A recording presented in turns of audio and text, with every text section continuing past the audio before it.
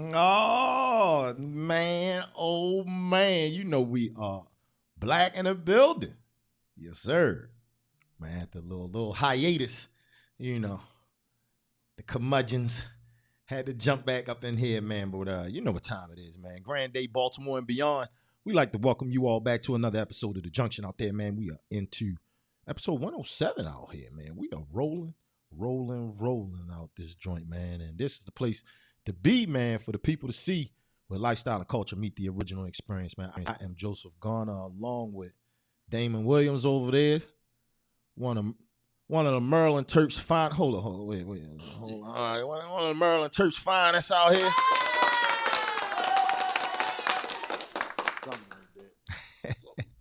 Something like that. Yeah, man. It's all, you know. Of course, it's tripping right now. The internet. You see, we glitchy. We glitchy. Come on through. Come through. Don't do this to us. We glitchy, but we live though. We live in a place to be. We're gonna go live on the gram too.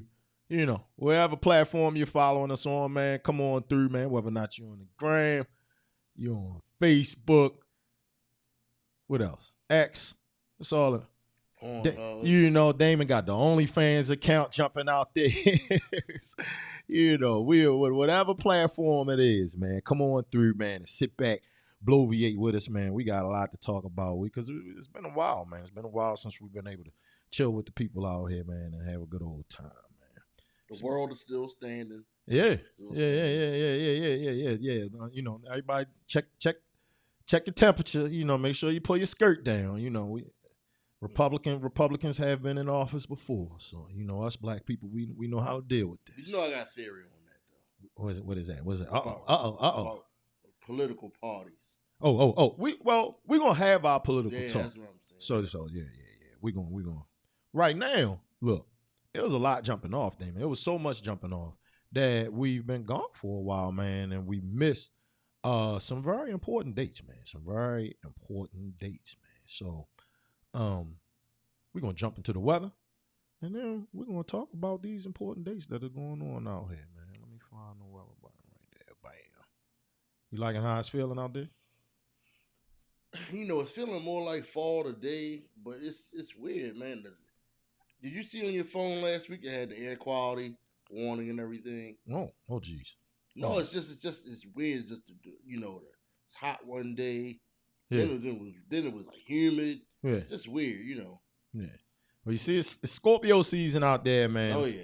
We right everywhere. Where they run around, scrambling around, stinging people right now, man. And on this Tuesday, November the 12th, it's 56 degrees out there. Damon says the air quality is bad.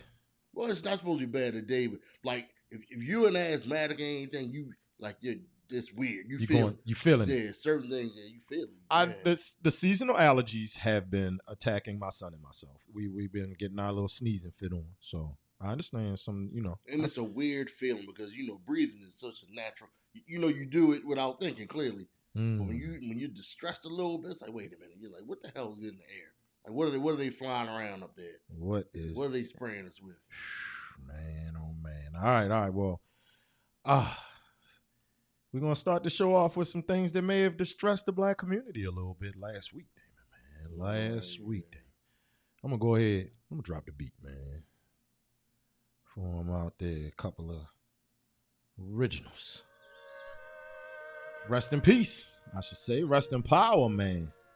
To Quincy the Light Jones Jr., Damon. It's a Pisces. 2 days before my day.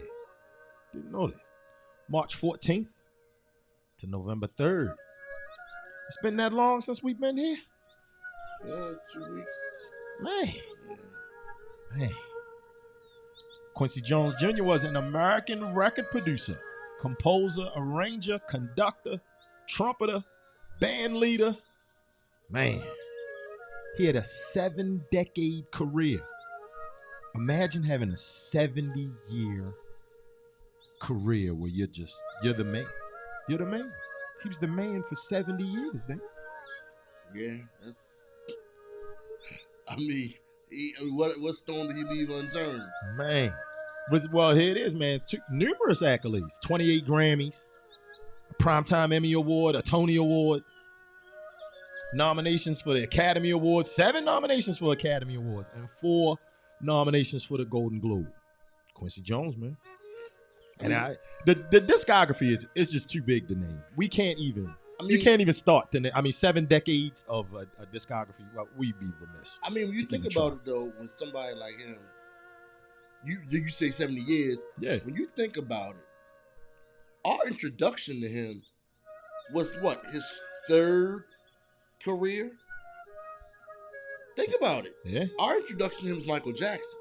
Yeah. You know what I'm saying? Yeah. Like, we knew him as the dude who would go up on the Grammys with Michael Jackson. Yeah. And then we knew him from Fresh Prince of Bel-Air, you know what I'm saying, In the House and stuff like that. Mm-hmm. His TV career, basically. We know him from his TV career and Michael Jackson. Yeah. But realize he was an orchestra dude before that. He was a trumpeter. Trumpeter. He was all of that. So it's like it's when you these true blue icons like this, you like, wow, man. You'll talk to a kid and they won't even know the Jerry Curl Quincy Jones from the 80s. That's I had to put up different pictures because it was like, man, I see all of these. You know what I mean? And this one right there that just popped on the screen, the earlier one, man, we weren't even old enough to remember the Afro Quincy. No. You know what I mean?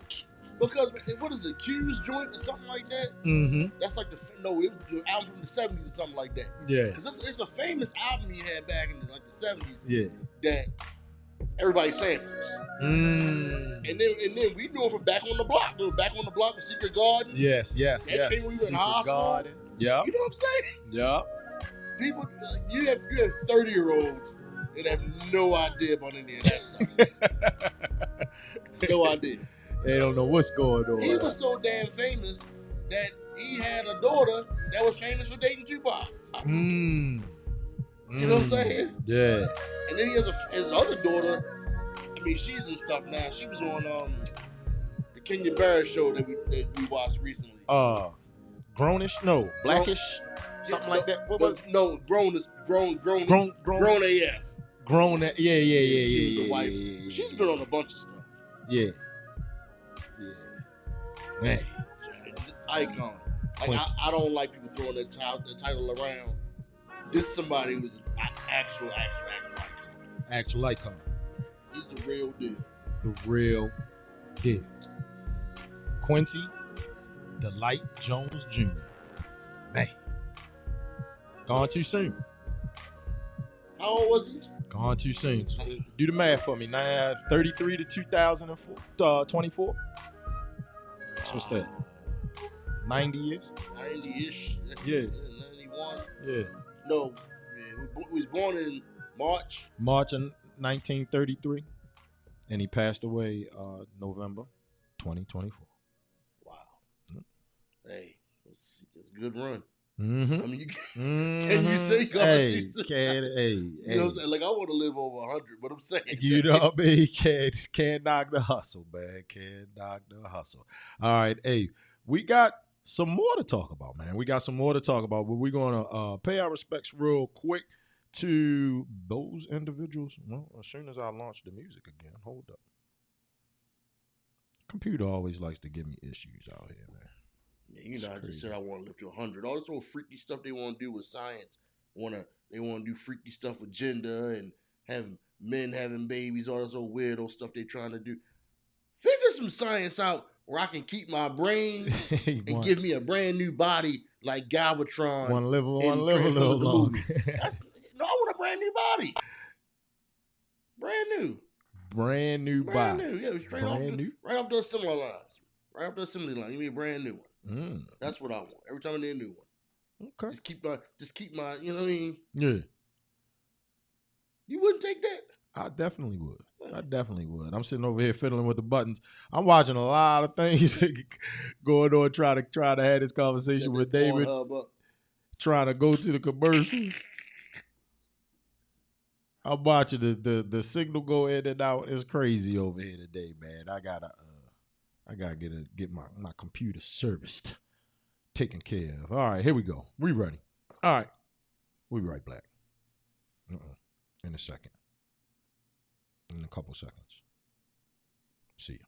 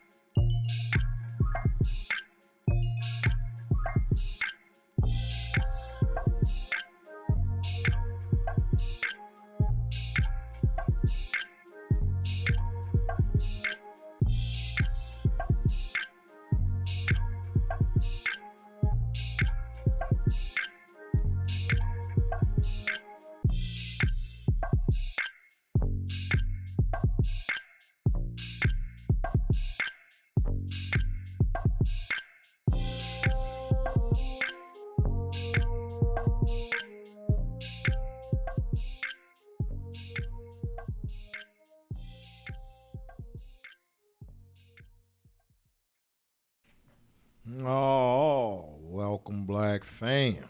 All right, well, here's another one, Damon, man. Whew. Now, this one, definitely, I know, for you and I, we both have sisters. So for all those out there with the Black sisters, they definitely know who this individual is that I'm putting up on the screen right now. But another legendary great Damon that we ended up losing, man. Judith Jamison. Yeah. An American dancer and choreographer.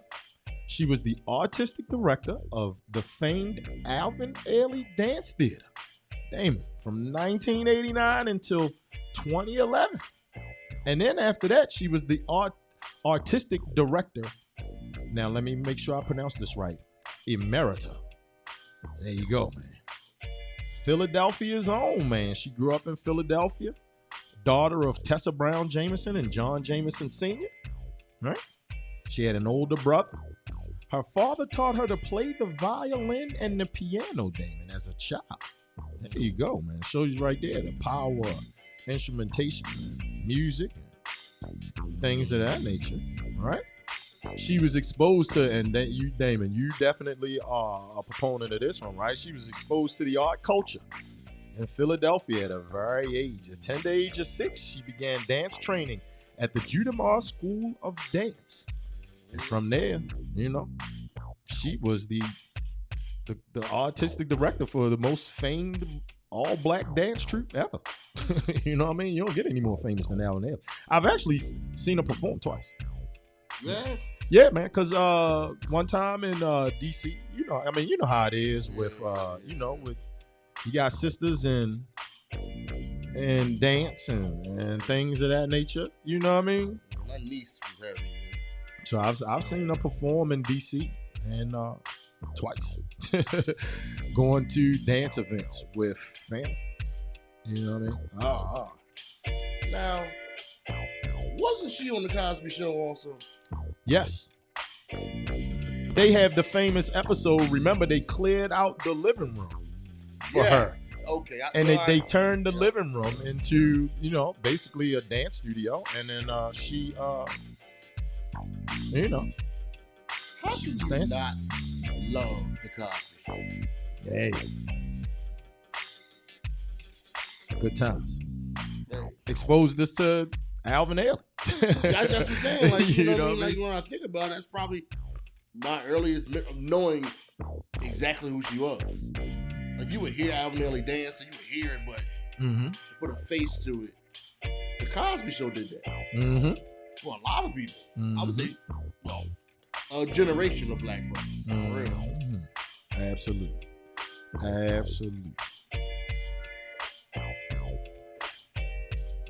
So how old was she when she passed? May 10th, 1943. Until That's a long life. Yeah. You already said that. You already said 43. That's Yep. a nice. We in 2024. Yeah. That's a full life. Yep. You always want to live longer, but she lived a life. And like now, I'm not wrong when I say that, your sister took dance class, right? Right? She's a dancer. She did more singing. Ah, okay. Singing and drama. Okay. She was. Let me tell you a funny quick story. She was in the children's chorus of Maryland. Yeah. She did that. Yeah. Yeah, she was in the children's chorus of Maryland. She, did ballet. She did ballet. She did. I got you. Younger, but she was in drama courses when she was a kid, and one of these girls, her claim to fame was she had been in a commercial with Gary Coleman. Like that was like her claim to fame. Like she walked around like she was hot shit. I did a commercial with Gary Coleman. Ah, it was just fun. Just thinking back, you said your sister being, because our parents they did that kind of stuff. Always had us in these, My sister was definitely dancing, man, Yeah. for years, years and years. And then Tony, I remember. she was a fashionette. You know what I mean? In Mount Vernon, Huh? Tony used to go to dance company. Mm-hmm. Yeah, and my Peabody, niece, all of this stuff. my niece was in a dance company in Philly. That it has a connection to Alvin Ailey. Oh, Remember, she's from Philly, like you just said. Yeah. But the woman who ran it was Teddy Pendergrass's widow. Oh. Okay. Yeah. Okay. We know people, fam. We know people. I'm trying to remember her name. But it was just funny. So like they would do it. So sometimes they would do a dance when he was doing one of his songs, one of Teddy Pendergrass's songs. They do a routine. So every time I hear, that Teddy Pendergrass song, Yeah. Get down, get funky. Get down, get funky. Every time I hear that song, I think about my niece's dance routine to that song. Okay. All right. Good stuff. Good stuff right there. Good stuff. All right, now, man, we got one more to talk about, Damon. Oh, boy. Other boy. I know, right? Hey, stick around, fam. We'll be right back in a second, man. We're going to go holler at these sponsors to help make this thing go. And then we coming back. We talking more influential black people that have transitioned on.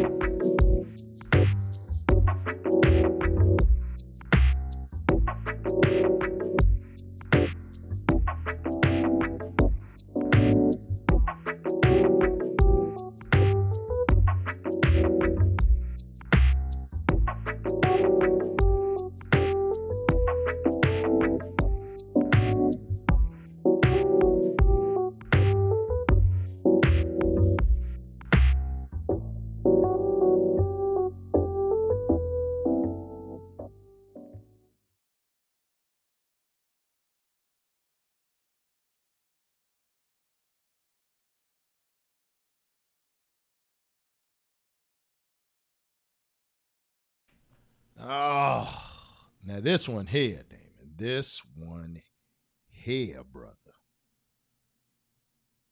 This is like for us. I mean, not we can't say that he's any more important than Quincy Jones or Judith Jameson. They're all important. They're all important in their own right. They're all definitely important in their own right. But this one here, man. Anthony Tyran Todd, fam. Tony Todd. Can we say his acting name? Long as there isn't a mirror. Is there a mirror in here? There's no mirrors in here. Say it one time. You can only say it one time. All right, so we can get away with it once. We can get away with it once because this may be the only superstition that I have. I'll never do it. I'll never do this. I will never do this. Especially not now. There's no way. This is the only superstition that I have.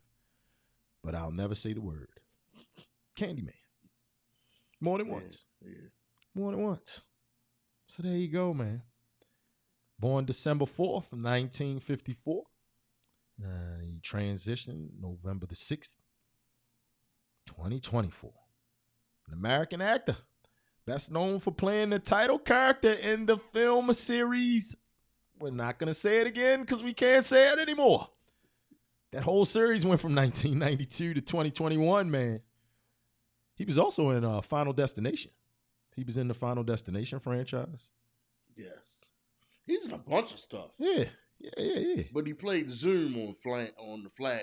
That's the last thing I really liked him in. Okay. He did the voice of Zoom. You ever watch Flash?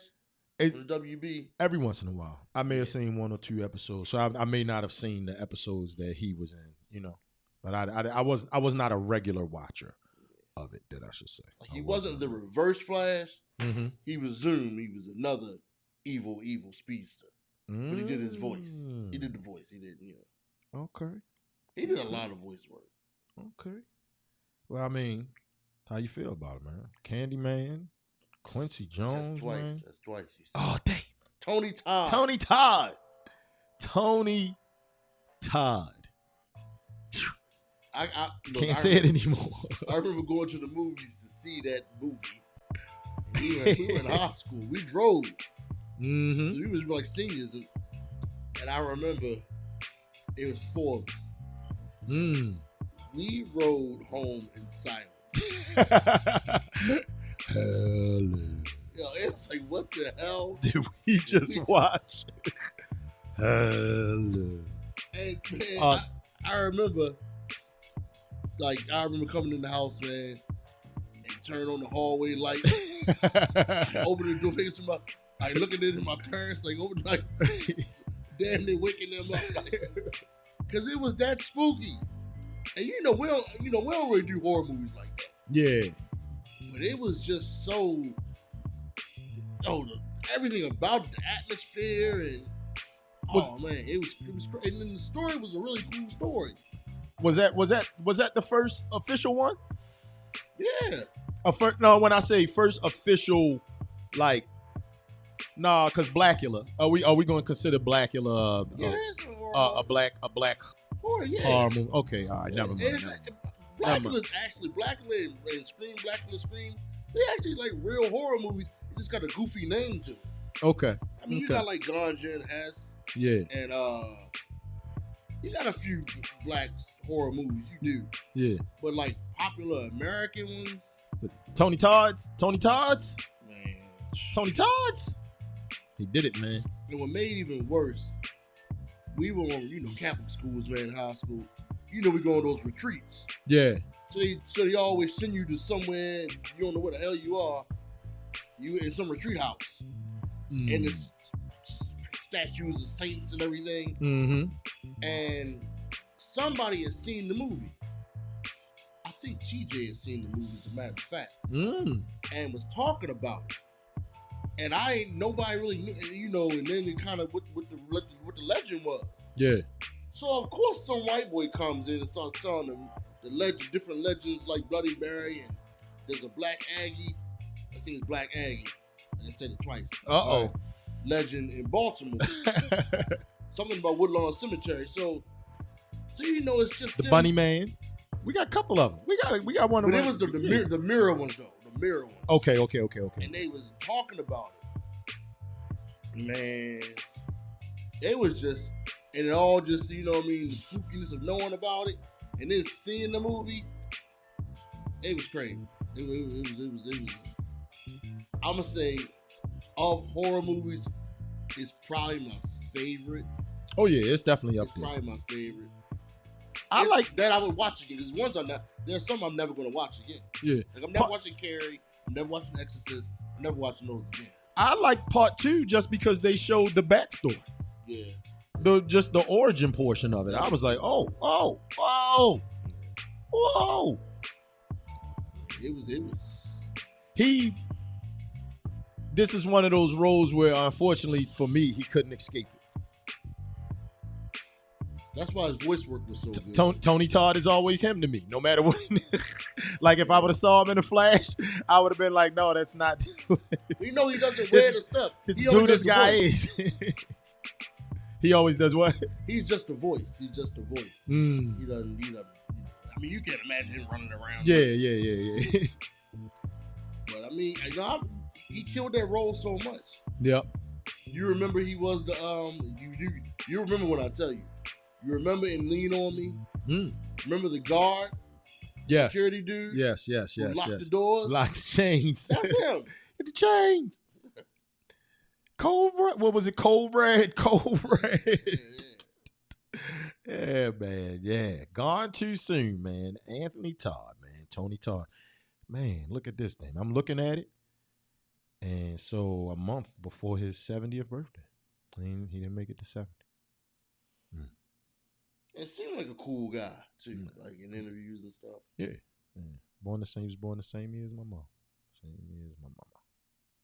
Now, that is an iconic role right there. I was talking about villains that I like. He's a villain that I like. Okay. I need my villains to be sympathetic.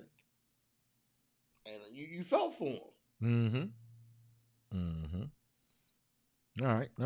Well, there it is. All right, we discussed that. We gotta leave some time. I don't know why he killed black people though. I didn't like that. I never understood that though. Really. Well, I mean, they weren't in the projects. They remember because they built the projects over his, over the grave site, over the site, the moon, because they kind of explained Cabrini Green. Yeah. I knew about Cabrini Green before I'd ever even knew what Cabrini Green was, just because of Tony Todd, man. Tony Todd out there.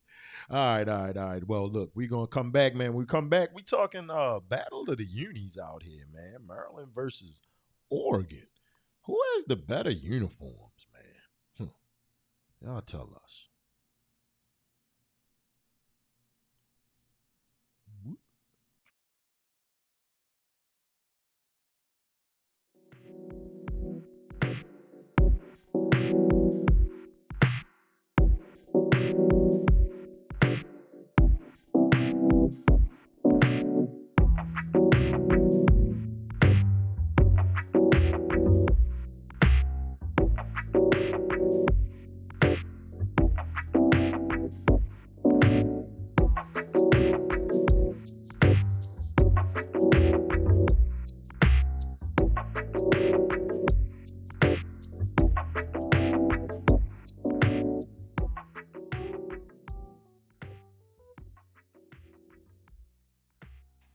Yes, sir. Yes, sir.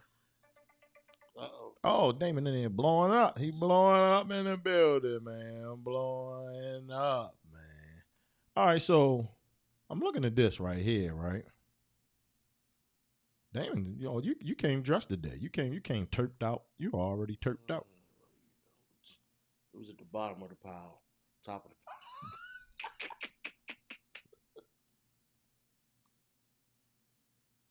Let me find it. I was gonna keep some flagship stuff around somewhere, right? There it is, Battle of the Unis. Flagship. Yeah, the flagship. All right. Flagship University of Maryland.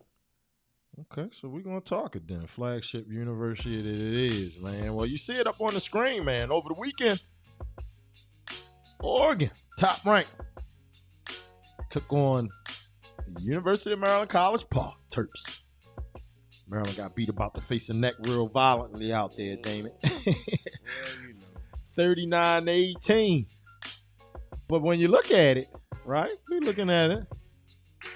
We're talking battle of the uniforms here. Oregon had the throwbacks on with the classic duck on the sleeve. The classic Joey Harrington look from back in the day, Who else was what was the black quarterback? Oregon? Yeah, man. They had a famous black quarterback? Yeah, from back then. Oh, man. Marcus would know it, too. If we were live, he would be able to chime in. He knows it. And then I'm really liking the Maryland uniforms there with the reflective numbers on the joint, man. Them things. They were cool. Yeah. I don't think Maryland is leaning into it as much as they should. Well, something is going on, honestly, with both of them.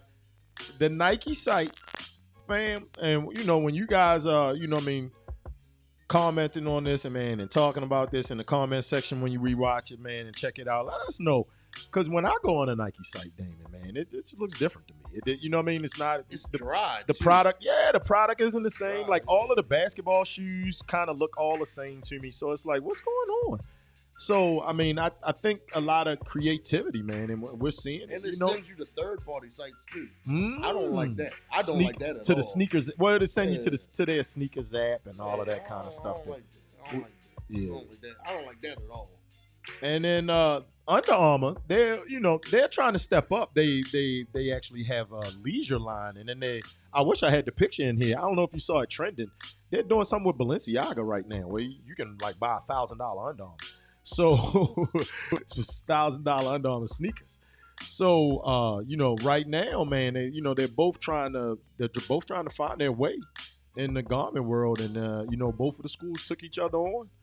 And the Oregon already found their way now. Right? Oregon ain't finding their way. Nike ain't trying to find nothing. Nike ain't losing. No, they not losing anything Nike, here. Yeah, come on now. Nike is a behemoth. Yeah, absolutely. But I'm just saying, Under Armour, like Maryland, we have the nice uniforms. Like I like the flag helmet. Mm-hmm. I like a lot of them.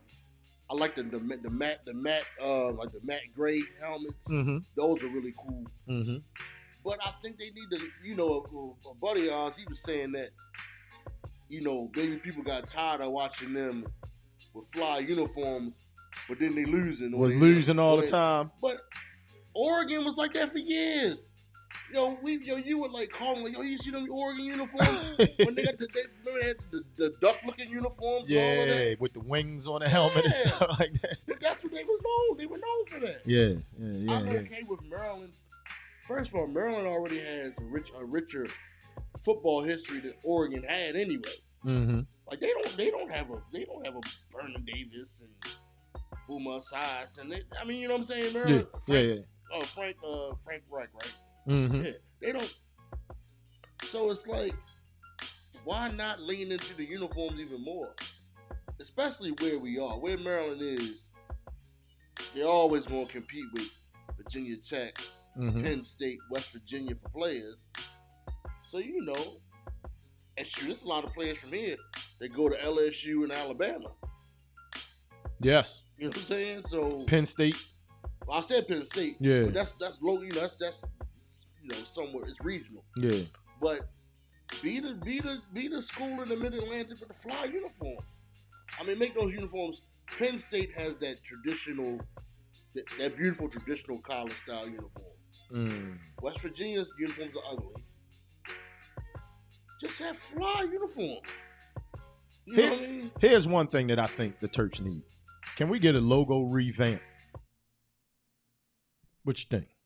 What? I like that old. I like the Terp script. I like the classic Terp script. I don't like the new M. That's what I said. I don't like the ME. I don't like the M. I don't like the Terps. I need something like it's 2024. Let's go ahead. Maybe the helmet should look like a turtle shell or something. Do something. Do something. But to me, it just, I don't know. They don't always do the old school script. They don't always do that. They don't?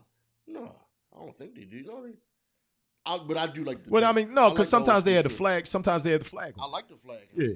They put the flag. They put the turtle on that. They put the turtle on that before. Nah, I've never seen the turpin on that. The actual turpin on the helmet. I've never seen.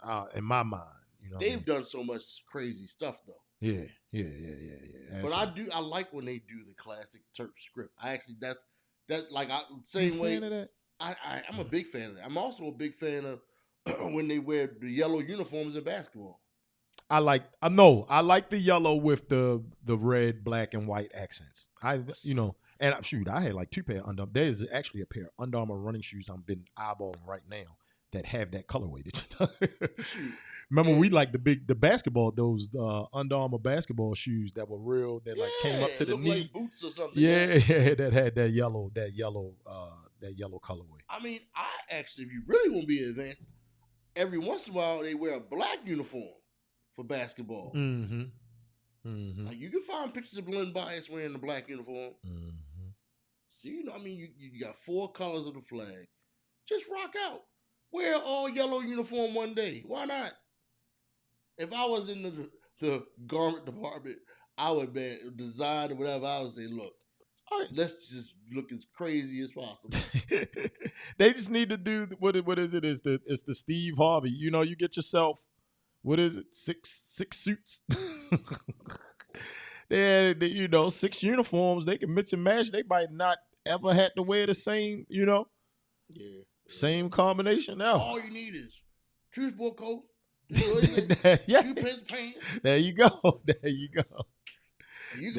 I've seen them. Yeah, you can match them and matchy match. It'd be all your way. Well, all your way, man.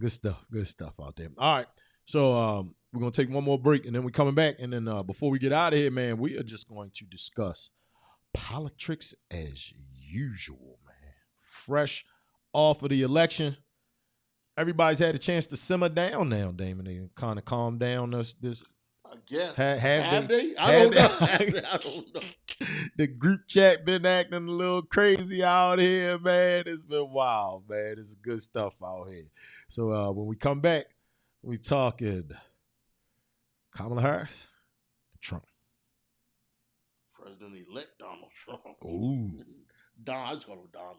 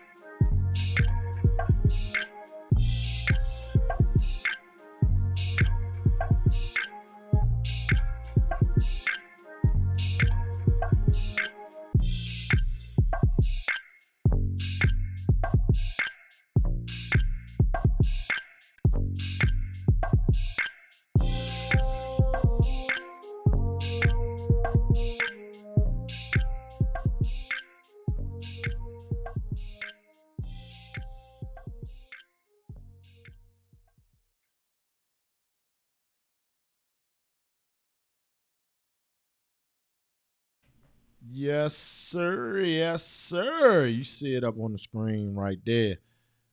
It's underneath the Damon, we have Kamala Harris. Underneath of myself, we have Donald Trump. And those two squared off last Tuesday, Damon.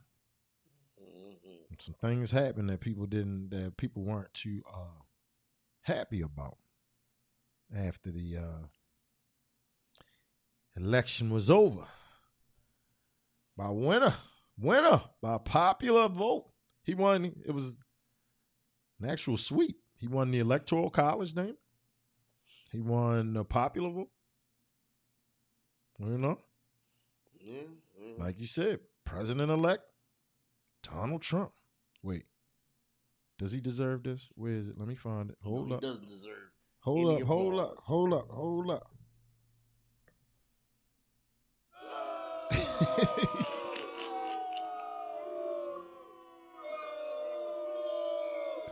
There it is. There it is. I think this whole process right now deserved a boo, Damon. Deserved a boo. But we got two main questions. All right, and you know, zoners, we would like you to participate out there, man. Jump in the comments, man, when you watch this again. You know, we appreciate you. Always smash that thumbs up. Keep us in the algorithm so you know that we're here for you, man. What did Madam Vice President Kamala Harris do wrong, Damon, in your humble opinion? What did she do wrong? Because clearly there was something that she had to do wrong that, you know, for America not to vote for, right? All right, first you got to, in her defense, you got to say she had a limited amount of time. Absolutely. To put something together. Absolutely. So, you know, he had a head start anyway. You know, she had to make people get to know her, get to like her. But she was... she ran before, but you know. Yeah, okay, all right. But she lost in the primaries. You know what I'm saying? Yeah. So you didn't really know her like that. Know her. And she's been the vice president she's one of the more famous vice presidents. But we can say this presidency of Joe Biden hasn't exactly been stellar. Can we? Am I saying anything crazy? Yeah, so it's a little forgetful. Yeah, so I forget he's still the president. Yeah, it's not over yet. Exactly. It's not over. We still got a month and a couple of weeks to get through. About 2 months left. So right now, what do they call it for the politicians? Lame duck. This is a lame duck presidency right now, isn't it? Yeah, that's what they call it. So I gotta give her credit for what she's done in that short amount of time. Now, one thing that she's been criticized for, that she was able to raise a lot of money. Yeah, in a short amount of time. You gotta give her credit for that. Like, the things that I be critical of is, I think leaning on celebrities sometimes. I don't really see what that gets you. But yeah. That's what they do. That was apparently that was the card that she played, and we're looking at it, and we've been talking about it in the group chat. She was able to raise $1 billion, and now there are reports being made that she spent all of it plus $20 million. Wow. Politics ain't cheap. I mean, you know that. Now I want Beyonce to come out and denounce this. Oprah already denounced it. Oprah already said she didn't receive $1 million. She said no, and TMZ apparently caught up with her. You got to watch the clip on X. Follow us on all platforms, zone16.net on X. But Beyonce hasn't said anything, and they said that Beyonce received $10 million. True. Now, if we all remember, the controversy surrounding Beyonce in particular was it was up in the air, it was rumored to whether or not she was going to perform, and had people come out to the rally. And then when she showed up, it was her, Kelly Rowland. They walked out. Kelly Rowland spoke. Beyonce waved, and then they left.